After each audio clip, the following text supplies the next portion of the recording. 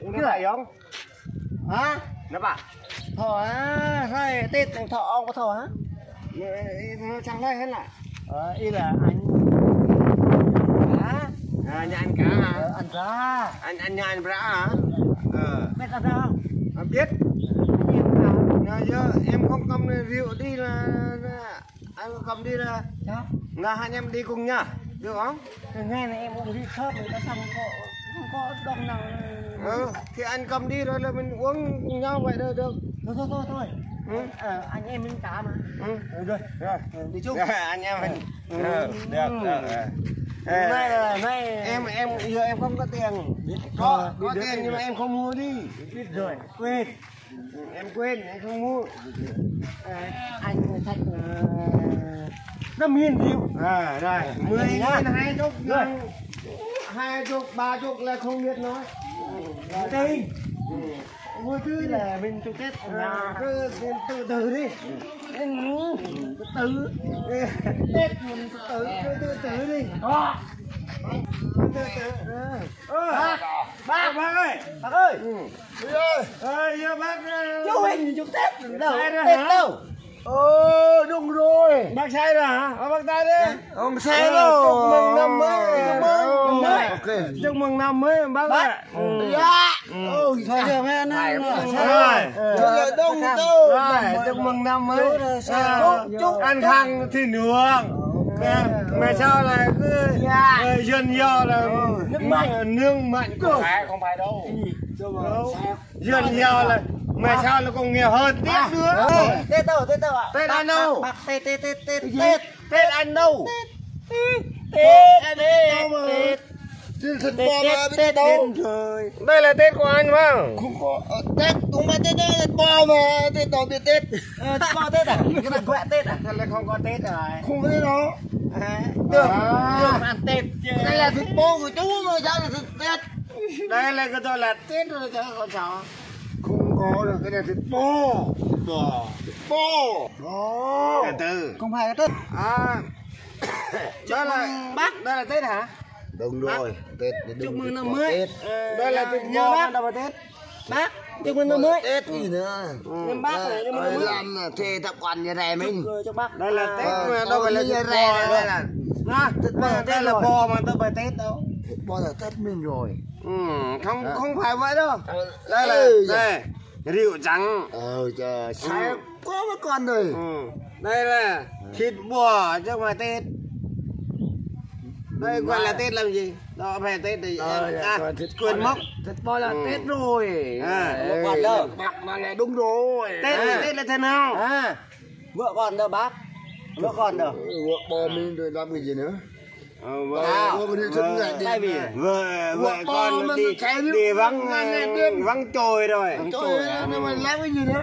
Con vợ không còn Tết mình còn mà. Mình đi qua bây giờ chụp Tết bác, bây giờ là Tết là không có Tết năm mới mà. Mà đây có câu năm mới, năm cũ đã qua rồi. Rồi, chúc bác năm cũ đã qua, sang năm mới. Làm ăn được phát đạt mà sao là được nghèo nàn nhá. chúc bác chú nha. Chứ mà sao?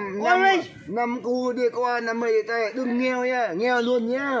Quá nghèo luôn. Mẹ nghèo luôn, tao giàu luôn. Quá nghèo luôn. Hai bu thì chú thế là anh em mình mấy con nhiều nha, tao giàu mà. Chơi Tết là mình đi chơi.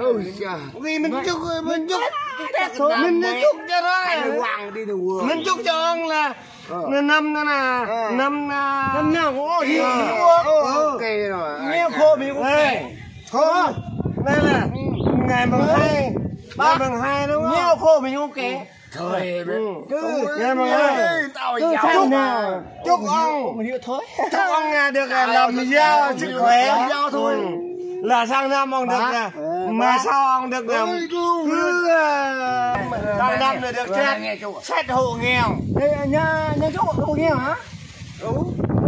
Mình nước chết hộ nghèo thế. Không được. Bác sang nào chiều nào bác cũng sang hết. nuôi ba cái sang năm mày còn chẳng gọi lại cho hộ nghèo đi. Ngày nào uống rượu này. Có tiền nhà nước cấp mà. Ngày nào không Cái uống rượu. em mà cái em cả mà. Người ta gọi là người ta cũng nuôi bò, người ta cũng nuôi lợn, nuôi nữa là được giàu chứ. Mình nên em Chảo này. biết rồi. Mở cửa. Mở cửa. Chúc mừng hai anh mình là năm nay là mình được hộ nghèo. Ôi trời trời. Sáng năm là mình cố gắng lên Thế mà hộ nghèo thêm nữa. Hộ nghèo là thích thế. Sao lại em không hộ nghèo? Mình có ở nhà uống rượu. Đúng rồi. Cái nước mày đừng có mà được nha. Ôi mặt thôi. Cứ sang mong một rồi có khảo. Có thịt có khảo. Khảo nó bao mà. Người ta cấp cho mình mà cái người yêu lần không có cái cá đâu. Tao giờ uống rượu nữa bao 50 kg. Bác. Không cho luôn, không cho. Bác, người ta nói là muốn không? mình đã cấp cho mình hộ nghèo rồi mình chấp nhận thôi. Càng nhiều nữa. Càng nghèo. Làm cái này đi. Thế là càng nghèo là càng nghèo chứ. Đúng. Tôi uống bia à? Bây giờ sức khỏe để uống à. người ta sao giờ mình nó hộ uống nghèo. uy nguy quá. Anh chặt ở đó xong em đi em Bác nhá. Chúc mừng bác.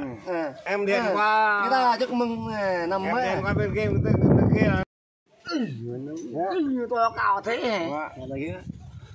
ơi giờ là bắt tay anh nhá. Giờ là anh em mình được năm nay lại xong năm nay rồi là quá năm rồi là sang năm nữa Nghe tiếp nữa. mừng anh được năm sau anh được còn nghèo hơn hộ nghèo tiếp nữa. Để cho Sau này anh em mình sau này được anh qua đây người ta ủng hộ rồi cho anh em chúc mừng anh Nguyễn em về nhá. Anh ơi Bác cho con chơi nhá. chúc mừng như là Tết chúc mừng anh Hết rồi nhá. Ôi giờ mong qua gia đình tới nhà tôi. Tôi không có rượu chè nhé, không cam nhá. Không sao đâu, không sao. Mà tôi là nhiều nhé, mà riêng không thiếu.